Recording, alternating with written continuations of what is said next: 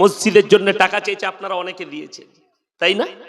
আপনি মনে করছেন এগুলো ব্যর্থ যাবে না। হাদিসটা বলে দিই, জাকিরা গচ্ছিত সম্পদ, মানুষ কিয়ামতের দিনে কাঁদবে। আমি যদি ওই মসজিদের জন্য আরো 10,000 বাড়িয়ে দিতাম, আজকে আমার জন্য মঙ্গল হতো, কিন্তু সেদিনে আর কোনো রাস্তাই থাকবে না।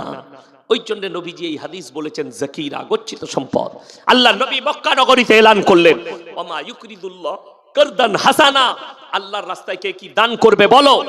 মক্কার বেঈমান কাফের মুশরিকরা তারা বলতে লাগলো, মুসলমানদের আল্লাহ ফকির হয়ে গেছে। জোরে বলুন নাউজুবিল্লাহ। এত বড় কথা। হযরতে আবু বকর সিদ্দিক রাদিয়াল্লাহু তাআলা আনহু মক্কার এক গলি দিয়ে পেরিয়ে যাচ্ছেন। রওয়ায়েতে আছে, দুজন মুশরিক বেঈমান কাফের তারা বসে মজাক করে বলছে, এই শুনেছিস মুসলমানদের আল্লাহ ফকির হয়ে গেছে। হযরত আবু বকর বরদাশত করতে পারেননি, বেঈমানকে এক চড় মেরেছে, বেঈমান বেহুশ হয়ে পড়ে গেছে। হযরত আবু বকর চলে গেলেন, বেঈমানের হুঁশ ফিরে গেছে। দুই বন্ধু মিলে নবীজির দরবারে হাজির। হে আল্লাহর নবী মুহাম্মদ, আপনার আবু বকর আমাকে বিনা কারণে চড় মেরেছে, আমাকে শুধু এক চড় মেরেছে আপনার আবু বকর, আপনার সাহাবী।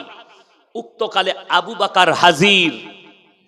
আল্লাহর নবী বললেন, হে আবু বকর, তুমি কি বেঈমান মুশরিককে চড় মেরেছো? ইয়া রাসূলুল্লাহ, ইয়া হাবিবাল্লাহ, আল্লাহর শানে এমন কথা বলেছে, তাই আমি বরদাশত করতে পারিনি।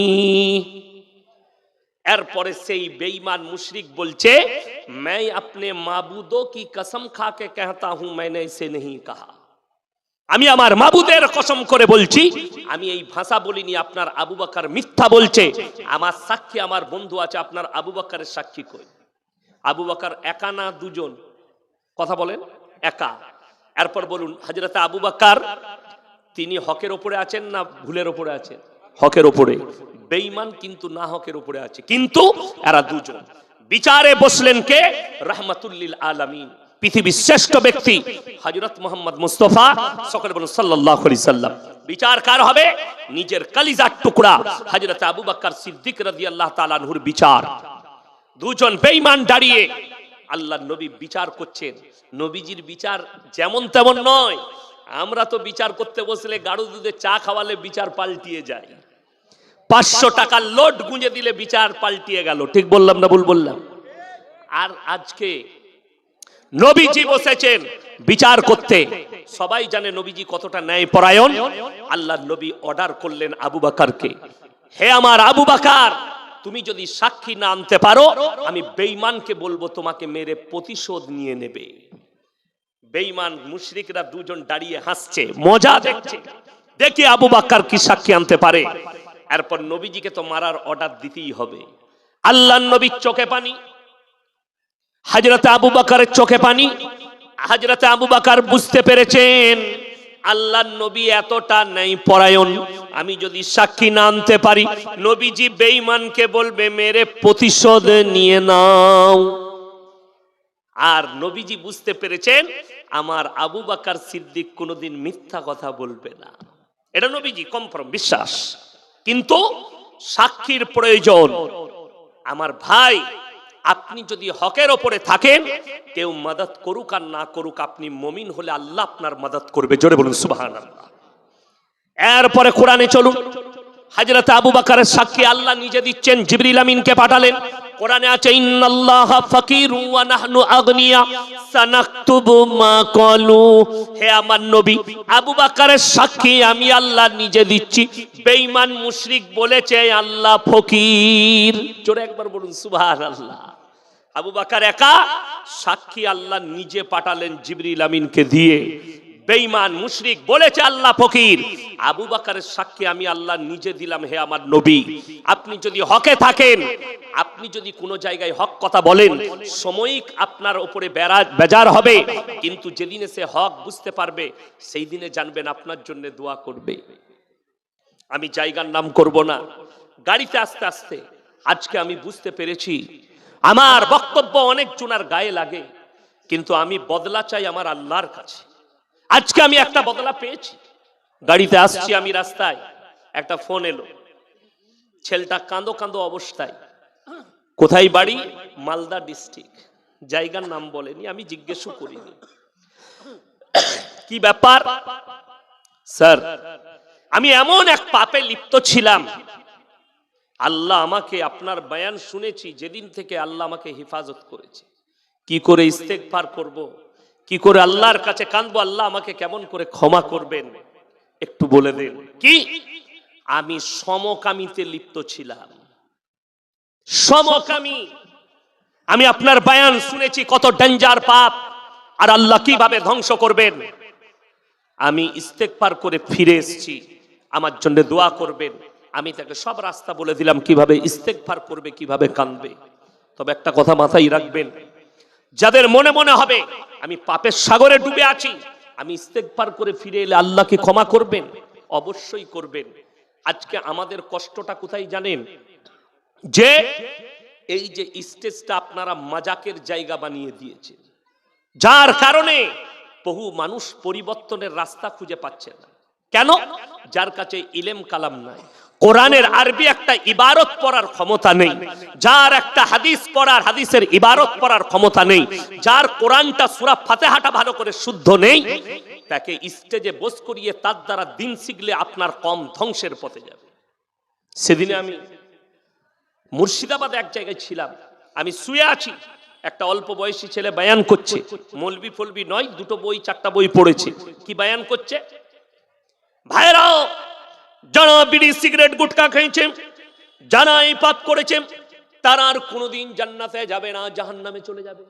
যা বুঝে করগা, পেলি কোথায়? ও নিজেও জানে না, নিজের জ্ঞান থেকে বলছে। আমি গিয়ে স্টেজে ধরলাম, বসো। একটা লোক যদি পাহাড়ের মতো পাপ করে ফেলে, এটা কোরআন সূরা ফুরকান, মাথায় রাখবেন।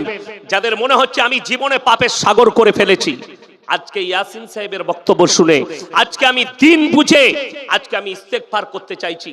আল্লাহর কসম করে বলে যাচ্ছি, কোরআনের আয়াত সূরা ফুরকান শেষ রুকু, ইল্লা মান তাবা ওয়া আমানা ওয়া আমিলা আমালান সালিহা ফাউলাইকা ইউবাদদিলুল্লাহু সাইয়্যাতিহিম হাসানাত ওয়া কানাল্লাহু গফুরার রহিমা।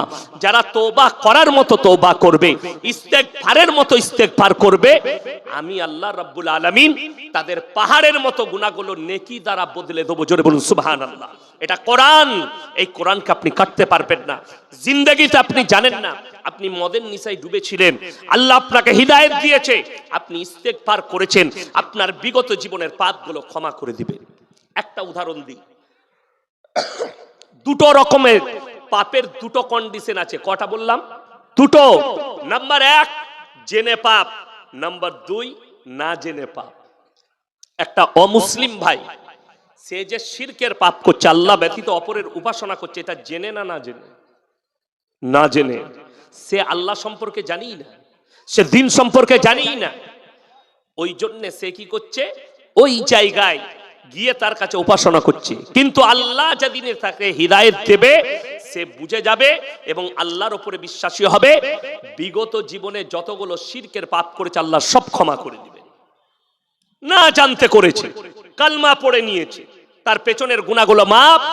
যেদিন থেকে সে ইমানের উপরে টিকে গেল, সব কিছু জেনে গেল হারাম হালাল, এরপরে যে পাপগুলো করবে জেনে শুনে, সেইগুলো পাপ।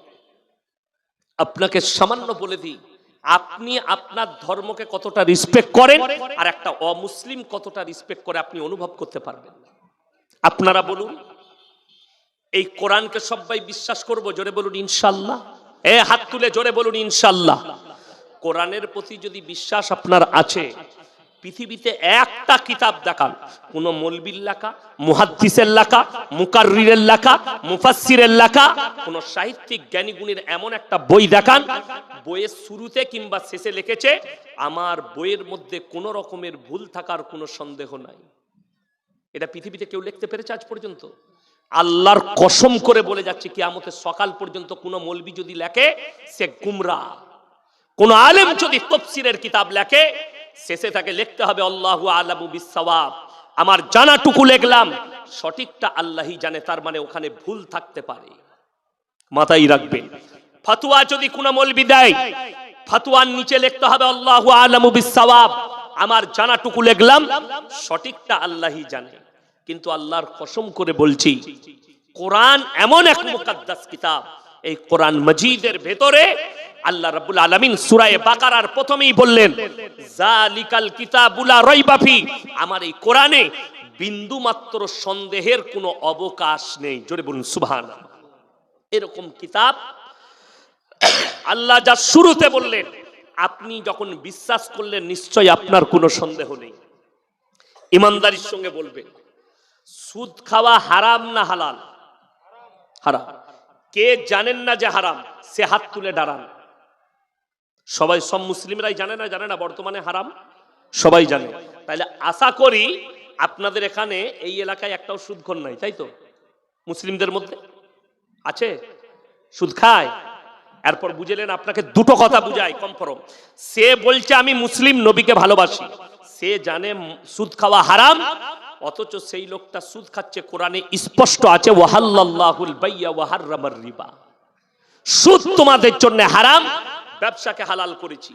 যে লোকটা জেনে শুনে সুদ খেলো, সে আল্লাহর সঙ্গে যুদ্ধ ঘোষণা করলো না? করলো না?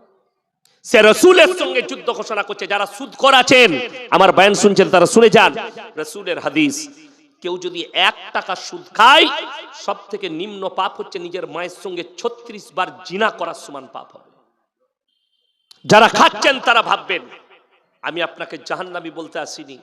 আপনি যদি কালকে ইস্তেগফার করে ফিরে যান, আল্লাহ বিগত জীবনের গুনাহগুলো মাফ করে দিবে। আপনি কোরআনকে উপেক্ষা করে খাচ্ছেন। ইসলামে মদ হারাম না হালাল? কথা বলেন। হারাম। আপনাকে আমি মালদা ডিস্ট্রিক্টে দেখিয়ে দেবো, মুসলমান মদও খাচ্ছে, মদও বেচছে। ঠিক বললাম না ভুল বললাম? তাহলে এই লোকটা জেনে শুনে রাসূলের সঙ্গে যুদ্ধ ঘোষণা করছে, আল্লাহর সঙ্গে যুদ্ধ ঘোষণা করছে। আপনি জানেন, আপনি এই 34 নম্বর জাতীয় সড়কে চাপেন, যাবার সময় ডান হাতে পড়বে, আসার সময় বাঁ হাতে, বহরমপুর থেকে পলসন্ডা মোড়, যাবার সময় পলসন্ডা মোড়ের আগে পেট্রোল পাম্পের গায়ে আছে পাপ্পুদা ধাবা, একটা আপনার রেস্টুরেন্ট, হোটেল।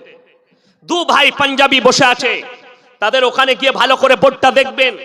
তারা জানে আমরা যেখানে ব্যবসা করছি এটা মুসলিম প্রধান এরিয়া, মুসলমানদের বসবাস বেশি, আমার খদ্দের বেশি মুসলিম হবে, তাই বোর্ড লাগিয়েছে, না এখানে মদ খাওয়া যাবে না, মদ বিক্রি আছে, সব নিষেধ। শুধু এটাই নয়, তার হোটেলে বোর্ড দিয়ে আছে, 10 থেকে 12টা টেবিলে বোর্ড লাগানো আছে, নো স্মোকিং, ওখানে বসে ধূমপান করাও যাবে না। আমি মাঝে মাঝে দাঁড়াই, চা খাই, নাস্তা করি, আপনাকে দেখিয়ে দেবো। সে জানে ইসলাম ধর্মে মদ নিষিদ্ধ, মদ হারাম, আর আমি যেখানে ব্যবসা করছি এখানে মুসলিম বেশি, অথচ তার থেকে 10 কিলোমিটারের মাথায় মুসলিমদের হোটেল দেখিয়ে দেবো, হারাম করে মদও খাচ্ছে, মদও বেচছে।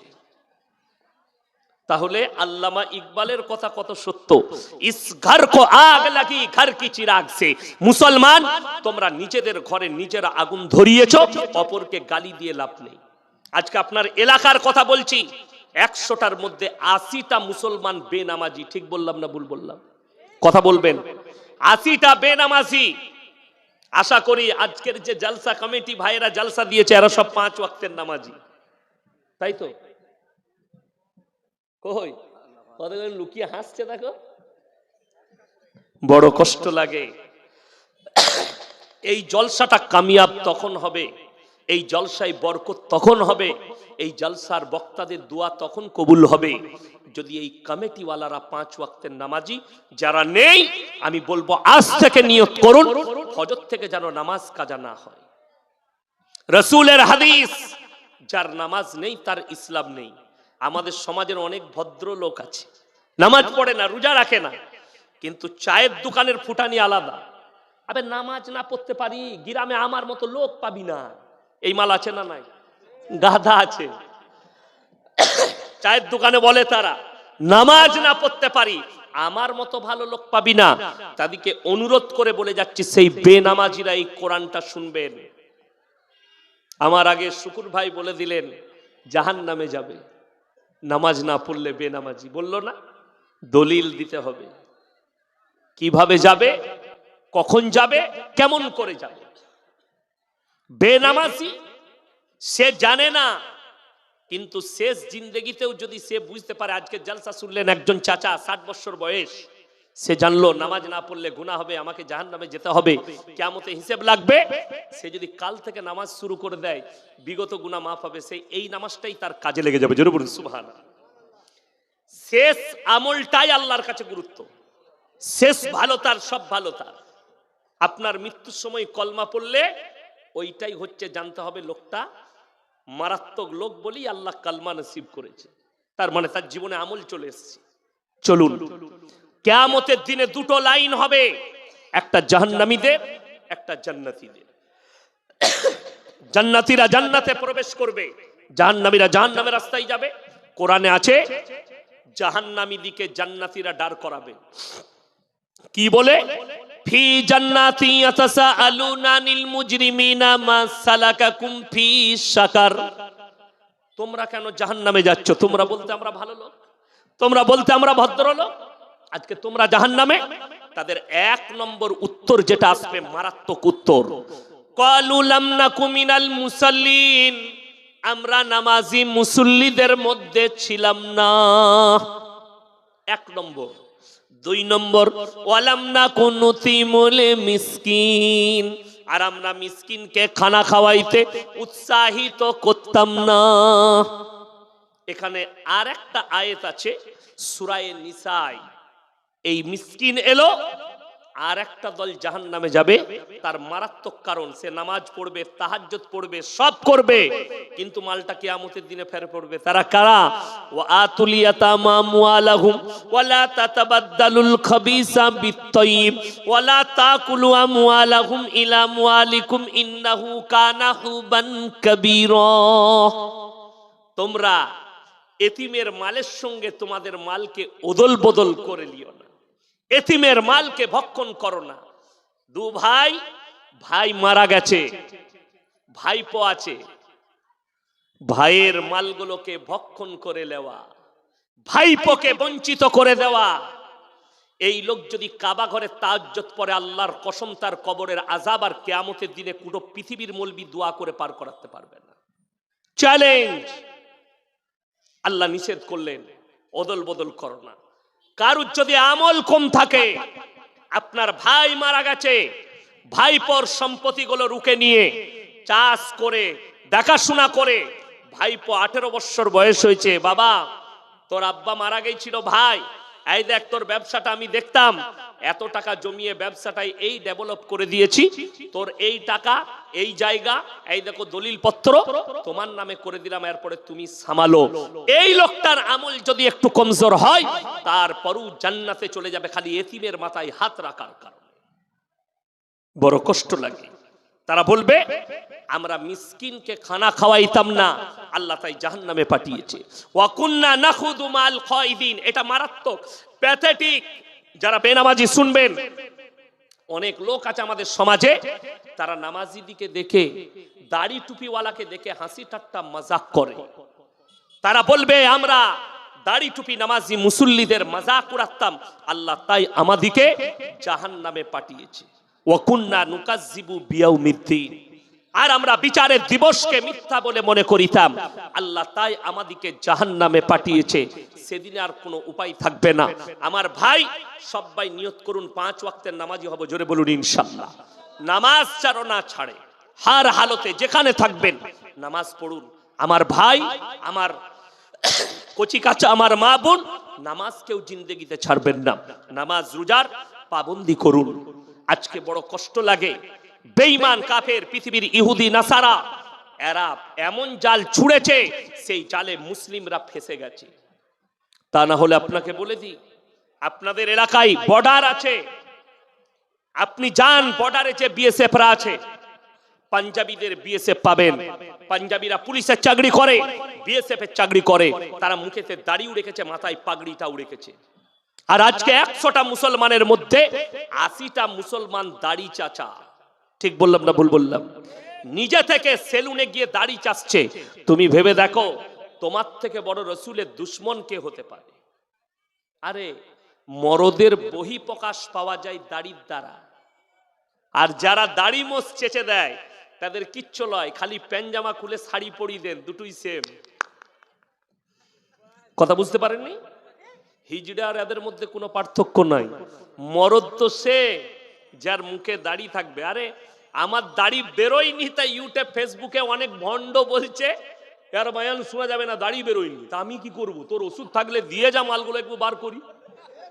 আমার আর কি করার আছে? দাড়ি বেরোয় এই সব ইনাদের দাড়ি দেখে আমার লোভ হয়, এত সুন্দর সুন্দর দাড়ি। আল্লাহ আমাকে দাড়ি দেয়, আর যাদিকে দিয়েছে সে মাল রাখে নাই, কান মতো চেপে দিয়েছে। শুনেলে যারা দাড়ি চাচ্ছেন, দাড়ি চাচ্ছে তাদের স্কিনটা দেখেন, আর যারা দাড়ি রেখেছে তাদের স্কিনটা আসমান আর জমিনের ফারাক আছে। দাড়ি চাচনেওয়ালা তার স্কিন নষ্ট হয়ে যাবে। আর আমাদের দেখেন, আর শাহরুখ খান, সালমান খান, আতিশদিকে কাদা লেপতে হয়, কাদা। আর আল্লাহর কৃপায় সরষে তেল মাখি শীতকালে, গ্রীষ্মকালে সাবান মাখি, আর কিছু লাগাই না। কি মনে হচ্ছে আমি সোনো পাউডার ঠোঁট পালিশ লাগিয়ে স্টেজে বসেছি? গাল পালিশ লাগাইছি? লাগাই না, প্রয়োজন নাই আল্লাহর কৃপায়। শুনেলেন, মুমিনদের সব থেকে দামি ক্রিম হচ্ছে 5 ওয়াক্তের নামাজে 5 বার উজু করা। জোরে বলুন সুবহানাল্লাহ। এর থেকে দামি ক্রিম নেই। এই ক্রিমটা কতটা কাজে লেগেছে কখন? করোনার সময়। বিশ্ব স্বাস্থ্য সংস্থা বলেছিল যে করোনা থেকে বাঁচতে গেলে হাত, মুখ, পা বেশি বেশি করে ধৌত করো। আমরা 5 বার নামাজ পড়েছি, 5 বার উজু করেছি, হাত ধুয়েছি, মুখ ধুয়েছি, নাকেও পানি দিয়েছি, কুলুকুচি করেছি, পাও ধুয়েছি। জোরে বলুন সুবহানাল্লাহ। আমার কষ্ট লাগে, এই করোনার সময় অনেক মানুষ ঘরে ঢুকেছিল, যদিও আমি একটু পেয়েছিলাম সুযোগ মানুষের খিদমত করার, বিভিন্ন জায়গায় গিয়ে মানুষের কাছে খাবার পৌঁছানো। আমাদের করোনা হয়নি, কিন্তু যে লোকটা মানুষকে সালাহ দিচ্ছে, অ্যাড দিচ্ছে, শুনেলেন, ফোন করছি, ফোনেতে আওয়াজ কার? অমিতাভ বচ্চনের। করোনাও সে বচি, अब लोग घर में रहिए। আর উমালেরই করোনা হয়েছিল না হয়নি? ওই কাঁচের ঘরে ভরা ছিল, আর আমার দিকে বলছে आप लोग बचिए।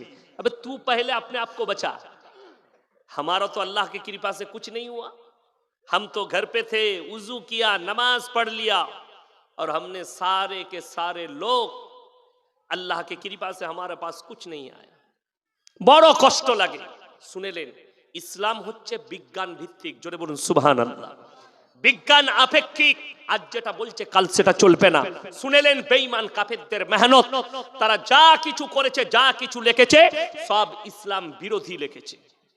আমাদের বাচ্চারা কিতাব পড়ছে, স্কুলে গিয়ে ইসলাম বিরোধী বই পড়ছে, ইসলামের বিপক্ষ কথাগুলো পড়ছে। কোরআনে লেখা আছে কুল্লু ফি ফালাকি ইয়াসবাহু, নবমণ্ডলে যা আছে তারা যেন নিজের নিজের কক্ষপথে চলমান। আর এরা বলে দিলে চন্দ্র, সূর্য, গ্রহ, তারারা দাঁড়িয়ে আছে আর পৃথিবীটা ঘুরছে। আছে না নাই? আর কোরআনে অপর জায়গায় আছে আলাম নাজআলিল আরদা মিহাদা ওয়াল জিবালা আওতাদা, পাহাড়গুলোকে খুঁটো গেড়েছি, পৃথিবী তুমি আর নড়াচড়া করো না। এটা কোরআন, সূরা নাবা 30 পারার প্রথম সূরা, প্রথম পৃষ্ঠা। ওয়াল জিবালা আওতাদা, পাহাড়গুলোকে খুঁটো গেড়ে দিয়েছি, পৃথিবী তুমি নড়াচড়া করবে না। আর কোরআনে সূরা ইয়াসিনে আছে কুল্লু ফি ফালাকি ইয়াসবাহুন, নবমণ্ডলে যা আছে তারা যেন নিজের নিজের কক্ষপথে চলমান। আপনারা জানেন চাঁদের জায়গা বিক্রি হচ্ছে? মালদার লোক জানে না গো। হ্যাঁ, কিন্তু আপনি আমি কিনতে পারবো না। কে কে কিনছে? Shahrukh Khan, Salman Khan, Amitabh Bachchan, big B, Donald Trump, Modi ji, Yogi ji, আর বড় বড় নেতারা, আম্বানি, আদানি। কেন? পৃথিবীতে যুদ্ধ হবে, পরমাণু যুদ্ধ, তৃতীয় বিশ্বযুদ্ধ হবে, পরমাণু যুদ্ধ। বাঁচার লেগে আমরা চাঁদে পালিয়ে যাবো, মরে তো এরাই মরবে। কিন্তু এই হারামখোররা তো আর কোরআন জানে না।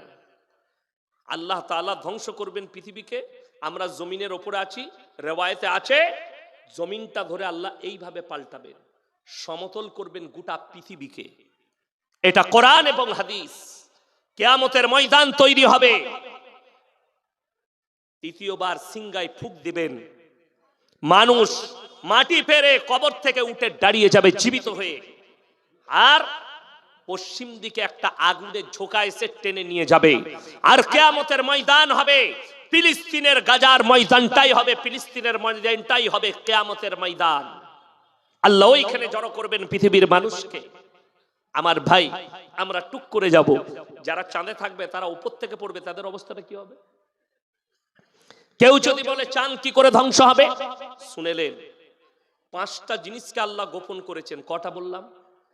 পাঁচটা। নবী, পয়গম্বর, আমি, আপনি, সে, তিনি, সকলের কাছ থেকে, পৃথিবীর সৃষ্টির কাছ থেকে আল্লাহ পাঁচটা জিনিসকে গোপন করলেন। সূরা লুকমান একবারই শেষ আয়াত, ইন্নাল্লাহা ইনদাহু ইলমুস সাআ, কিয়ামত কবে হবে আমি আল্লাহ ছাড়া পৃথিবীর কেউ জানে না। এটা নাম্বার এক। আপনারা কে কতটা জানেন জানি না, শিক্ষিত লোকরা জানবে। 2012 সালে একজন পপ বৈজ্ঞানিক, পপ মানে হচ্ছে গির্জার ভেতরে যারা থাকে তাদেরকে পপ বলে খ্রিস্টানরা, সেই বৈজ্ঞানিক 2012 সালে বলেছিল পৃথিবীটা 72 ঘন্টার মধ্যে ধ্বংস হয়ে যাবে। সেই সময় সোশ্যাল মিডিয়া ছিল না। আমি মুর্শিদাবাদের রেজিনগরে বলেছিলাম 72 কেজি গাঁজা খেয়ে বলেছে ভয় খাবার কিছুই নাই। আচ্ছা, পৃথিবীটা আজকে ধ্বংস হয়েছে না আছে? আছে।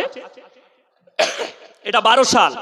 গত বছরে রমজানে বাংলাদেশের এক হুজুর সুর করে বক্তব্য দিলে রোজার মাসে, কি বক্তব্য? আমার ভাইয়েরা, মায়েরা, বোনেরা, রমজান মাস 15ই রমজান শুক্রবার, আর আল্লাহর নবী বলেছেন কিয়ামতের ময়দানটা হবে, কিয়ামত পৃথিবী ধ্বংস করবেন, মাসটা হবে রমজানের মাস, আর 15ই রমজান শুক্রবার পড়বে আল্লাহ পৃথিবীকে ধ্বংস করবে। সবাই ভয়ে মরে গেল। আমি কলকাতা মিটিয়া বুর্জে আদায় করছি 15ই রমজান, একজন ফোন করে বলছে হুজুর 15ই রমজান কি হবে? আমরা তুই আগে মরবি, ফোনটা রাখ, আমি মাদ্রাসার আদায় করছি, এখন ঝামেলা করি না। কত দুঃখ লাগে। আচ্ছা বলুন, পৃথিবীটা ধ্বংস হয়েছে না আছে? আছে। কেন? আল্লাহর কসম, নবীজিকেও বেঈমান কাফেররা একাধিকবার প্রশ্ন করেছে, হে নবী কিয়ামতটা কবে হবে, তারিখ জানতে চেয়েছে।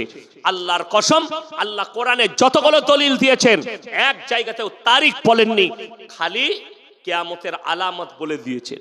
নবীজিকে বেঈমানরা প্রশ্ন করলো, কি বলে? বেঈমান মুশরিকরা ইয়াসআলু আইয়ানা ইয়াউমুল কিয়ামা, হে নবী কিয়ামতটা কবে হবে? আল্লাহর হাবিব বললেন তোমরা শোনো, আল্লাহ আয়াত পাঠিয়ে দিলেন, তাদেরকে বলে দাও ফাইদা বারিকাল বাসার। এখানেও তারিখ বলেননি, আল্লাহ খালি আলামত বলে দিলেন। সেদিনে তোমাদের চোখগুলো স্থির হয়ে যাবে। আশ্চর্য জিনিস দেখলে চোখ স্থির হয়। আপনি যদি সকালবেলায় মালদায় মাছের মার্কেটে যান আর যদি দেখেন একটা 20 কেজি ওজনের কাতলা, আল্লাহ, চোখটা বেরুবে না? বেরুবে না? এইভাবে দাঁড়িয়ে যাবে। কোরআনে এই অর্থটাই, আল্লাহ এই ভাষাটাই বলেছেন, ফাইদা বারিকাল বাসার, তোমাদের চোখগুলো স্থির হয়ে দাঁড়িয়ে যাবে। ওয়া খাসাফাল কামার, যেদিনে চন্দ্রকে আলোহীন করে দেব, চাঁদের আর আলো থাকবে না। ওয়া জুমিয়া শামসু ওয়াল কামার, চাঁদ আর সূর্যকে আমি একটা রাস্তায় টক্কর খাইয়ে পৃথিবীটা তছনছ করে দেব। এটা কোরআন। ওয়া জুমিয়া শামসু ওয়াল কামার ইয়াকুলুল ইনসানু ইয়াউমাইদিন আইনাল মাফার, মানুষ ছুটাছুটি লাগাবে আর ভাববে কোথায় পালালে বাঁচি। কাল্লা লা ওয়াজার ইলা রাব্বিকা ইয়াউমাইদিনিল মুস্তাকার, সেদিনে আমার আল্লাহর কাছে, রবের কাছে দণ্ডায়মন ছাড়া বিকল্প কোনো রাস্তাই থাকবে না। সবাই আল্লাহর কাছে দণ্ডায়মন হবে। এটা কোরআন, এক নম্বর। দ্বিতীয় নম্বর, ওয়ায়ুনাজ্জিলুল গায়থা ওয়া ইয়ালামু মা ফিল আরহাম, মায়ের গর্ভে বেটা আছে না বিটি, বিকালঙ্গ না কালো, খোড়া আছে না ভালো আছে, আমি আল্লাহ ছাড়া পৃথিবীর কেউ জানে না। কিন্তু এখানে একটা কথা শুনেলেন, আমাদের অনেক মুসলমানের ঈমান দুর্বল। ছেলে না হলে আমাদের মতো মৌলবীর কাছে এসে বলছে হুজুর একটা তাবিজ দেন ছেলে হবার। হ্যাঁ, আপনি মালদা স্টেশনে পাবেন, স্টেশনের বাইরে চট বিছিয়ে বসে আছে, ছিঁড়া চট, মাথায় সরষের তেল লাগিয়ে আঁচুড়ে সকালবেলায় বসেছে অ্যাটার্জি খুলে, আর দেখবেন সে গোল চাকতি নামানো আছে, আর কি কি সব লেখা আছে। কি ব্যাপার? বলে জ্যোতিষী, হাত দেখে ভাগ্য বলে দেয়। অনেক লোক গিয়ে তাদেরকে হাত দেখাচ্ছে, 50,000 বেতন পায়, মালদায় চাকরি করে, এসে নেমেছে শামসি থেকে, ভাই আমার হাতটা দেখো। ওরে বাবা রে, বিরাট গোলমাল, তোমার ভাগ্য খারাপ যাচ্ছে, তোমার প্রমোশন হয়নি, বিবির সঙ্গে ঝগড়া চলছে। বিরাট গোলমাল, ভাগ্যটা কি করে ফিরবে? এই আংটির পাথরটা নিয়ে যাও, আংটি বানিয়ে হাতে লাগাবে, তোমার ভাগ্য ফিরে যাবে। হাইরে মুসলমান, হাইরে মানুষ, 70,000 বেতন পায়, যে আংটিটা দিচ্ছে সে ছিঁড়া চটে বসে আছে, পাথরটা যে দিচ্ছে। যদি একটা পাথর বিক্রি হয় 200 টাকায়, 70 টাকা লাভ করেছে, না হলে 100 টাকা লাভ। কি খেতে পাবে? 3টে পরোটা, আনলিমিটেড তরকারি, একটা সিদ্ধ ডিম, এক টুকরো পেঁয়াজ, 30 টাকা। রাজুদা ওই পচা মাল খেতে পাবে, ভালো লয়। এখন আপনারা জানেন ডিজাইনে সবকিছু চলছে। আমাদের বৌদিকে যদি বলে দেন গাওয়া ঘিয়ের পরোটা করে দিতে, দিবে না? দিবে না। গাওয়া ঘিয়ের পরোটা করে দিচ্ছে, বিবি বলছে হাতে করে খাওয়াতে বললে বিবি ভালোবেসে হাতে করে খাইয়ে দিবে, ভালো লাগবে না। ভোর 5টায় হারামখোর মালদাটাকে গিয়ে লাইন দিয়েছে, বলছে আমি মালদা থেকে এসছি, রাজুদার পরোটা খাবো। হারামখোর বইয়ের গাওয়া ঘিয়ের পরোটা ভালো লাগলো না, পচা তেলের পরোটা খেতে গেছে লাইন দিয়ে। এর থেকে দুঃখ ডিজাইন। হাওড়া জেলায় একটা চায়ের দোকান করেছে একটা মেয়ে ছেলে, ছোট পোশাক পরে চা বিক্রি করছে। যত ভিড় খালি ইয়ং ছেলেদের। দিদি চা। কিসের? ওটা তো চায়ের ভিড় নয়, ওটা দিদির ভিড়, ওর শরীরের ভিড়, ওর পোশাকের ভিড়। এটা আমি শরীয়ত বলছি, আপনাদেরকে গল্প বলি নাই। কিয়ামতের পূর্বে রাস্তাঘাটে কুকুরের মতো জিনা করবে, এটা কিয়ামতের আলামতের মধ্যে একটা আলামত। যতগুলো পুরুষ তার চায়ের দোকানে দাঁড়িয়েছে, তারা জিনার নিয়ত নিয়ে দাঁড়িয়েছে, কেউ চা খাবার নিয়ত নয়। যদি বলেন চায়ের ভিড়, তাহলে সুজাপুর ডাঙ্গাই যেতে হবে চা খেতে, ওইটা হচ্ছে চায়ের ভিড়। আমি ওখানে দাঁড়িয়ে মালাই রুটি চা খাই, বেচারা আমার চায়ের পয়সা নিতে চাই, আমি জোর করে দিই। ওইটা হচ্ছে চায়ের ভিড়, আর ওইটা হচ্ছে শরীরের ভিড়, ওটা হচ্ছে তার দেহর ভিড়, চায়ের ভিড় নয়। এটা কিয়ামতের আলামত, বর্বরতা বেড়ে যাবে। লেখে নিয়ে যান, রাসূল আকরাম সাল্লাল্লাহু আলাইহি সাল্লাম বললেন কিয়ামতের পূর্বে বর্বরতার যুগের পাপগুলো মডেলিং হয়ে ফিরে আসবে তোমাদের কাছে, অনুভব করতে পারবেন না। আজকে ভারতের সুপ্রিম কোর্ট রায় দিয়েছে সমকামী, ভারতে লিগেল। আজকে মুসলিমদের মধ্যে বিষ ছড়িয়ে গেছে। সমকামী এই পাপটা রাসূলের যুগের পাপ নয়, এই পাপটা ইমামদের যুগের পাপ নয়, এই পাপটা ইমাম বুখারী ইমাম তিরমিজির যুগের পাপ নয়, এই পাপটা হচ্ছে হযরতে লূত নবীর কওমের পাপ, যে পাপের কারণে একটা পুরো নসলকে আল্লাহ ধ্বংস করেছেন। ম্যাপটা খুলে দেখবেন, পৃথিবীর ম্যাপটা আল্লাহ তাআলা রুটির মতো পাল্টিয়েছে। যে সাগরটার নাম বৈজ্ঞানিকরা মরা সাগর দিয়েছে, যেখানে একটা পোকা মাকড়ও জন্মায় না, তারা এতটা অভিশপ্ত। আল্লাহ তাআলা এই পাপের কারণে কোরআনে লাকির টেনে দিয়েছে, লূত নবীর বিবি জাহান্নামে যাবে, নবী হওয়ার পরেও সে তার স্বামী আটকাতে পারবে না কিয়ামতের দিনে। এরপরে আপনি এই পাপকে অ্যাকসেপ্ট করছেন, এই পাপকে আপনি মেনে নিচ্ছেন। বেঈমান কাফেররা ঠান্ডা মাথায়, হে আমার স্কুল কলেজের যুবক যুবতী, তোমাদেরকে ঠান্ডা মাথায় জিনা করাচ্ছে, তুমি বুঝতেই পারো না জিনা কোনটা।